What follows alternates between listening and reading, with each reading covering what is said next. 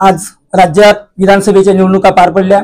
त्या निवडणुकात महायुतीला राज्यातील जनतेने भरघोस असे आशीर्वाद देऊन महायुतीचं एक हाती सरकार या राज्यात अस्तित्वात आणलं।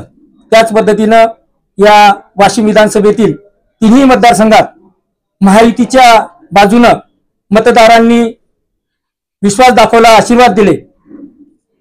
त्यात आपण म्हणसाल की आमच्या वाट्याला असलेल्या रिसोड मतदारसंघात आमचा पराभव झाला, परंतु मी म्हणेन की महाविकास आघाडीच्या उमेदवारापेक्षा महायुतीच्या बाजूने त्या रिसोड मालेगाव मतदारसंघातील जनतेने जवळजवळ 55 ते 60 हजार मतांची आघाडी या सरकारच्या बाजूने दिली।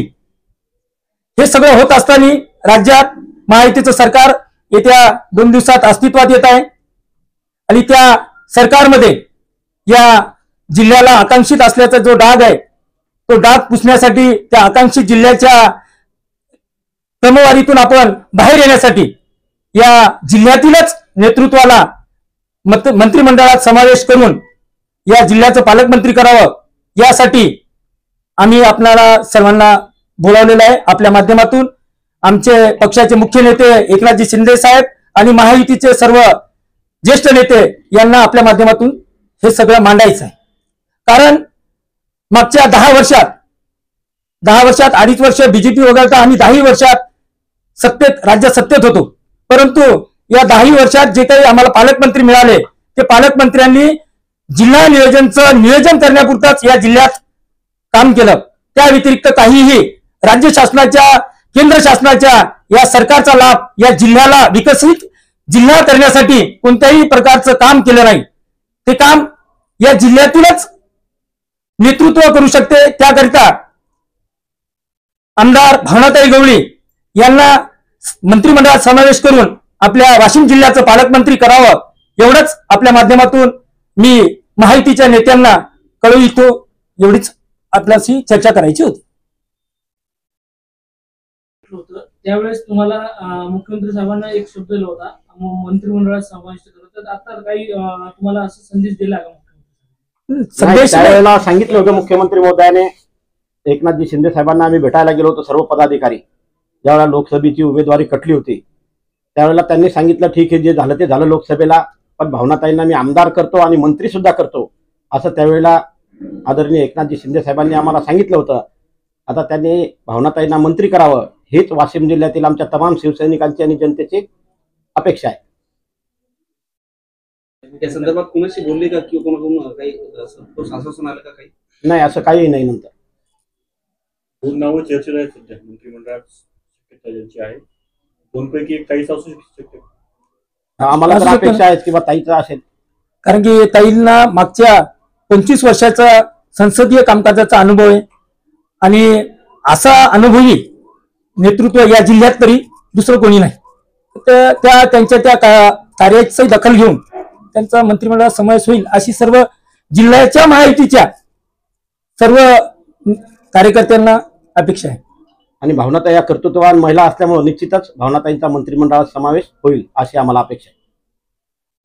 तुमच्या पदाधिकाऱ्यांचं शिष्टमंडळ मुख्यमंत्री साहेबांना भेटायला जाणार कधी निघालंय चालले, आता प्रेस करून रवाना मुख्यमंत्री साहेबांना शब्द दिला होता, म्हणतो पळा आता नक्कीच बनवू ना। व्यक्ती आहेत, 25 वर्षाचा खासदारकीचा त्यांना अनुभव आहे, आमदार आहेत, अपराजित खासदार म्हणून त्या राहिलेल्या आहेत। त्याच्यामुळे महिला प्रतिनिधी असल्यामुळे त्यांना अनुभव विचारात घेऊन आणि महिला म्हणून त्यांनी जे कार्य केलेलं आहे आतापर्यंत त्याला धरून साहेबांनी जे शब्द दिलेले आहेत, मुख्यमंत्री साहेबांनी जे शब्द दिले आहेत ते पाळतील याची आम्हाला खात्री आहे। आणि त्या दृष्टिकोनातूनच आम्हाला पालकमंत्री म्हणून ताई इथं पाहिजेत, हे सर्व वाशिम जिल्ह्यातल्या महिलांकडून मी हा संदेश साहेबांना पोहोचवू इच्छिते की इथं ताईंना मंत्रिपद द्यावं।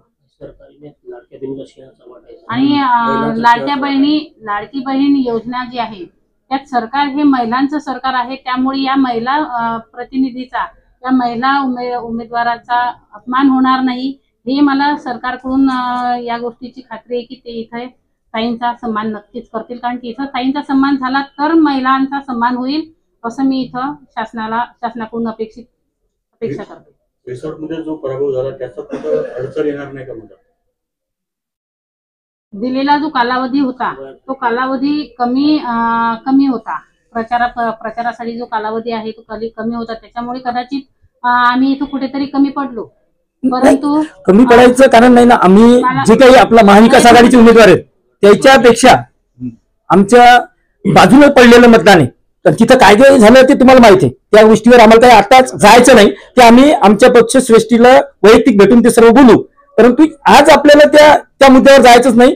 परंतु जे काही महाविकास आघाडी विरुद्ध जे काही मतदान पडलं ते ज्या विचाराचं मतदान आहे, ते जे काही उमेदवार म्हणून, अधिकृत उमेदवार म्हणून आणि अपक्ष उमेदवार म्हणून जे काही मतदान पडलं, जे सरकारच्या बाजूने मतदान पडलं, ते महाविकास आघाडीच्या काँग्रेसच्या उमेदवाराच्या पेक्षा जवळपास 55 ते 60 हजार मताधिक्य आहे, अधिकचं मतदान आहे. हे बी आपण विचारात घेतलं पाहिजे, लक्षात घेतलं पाहिजे.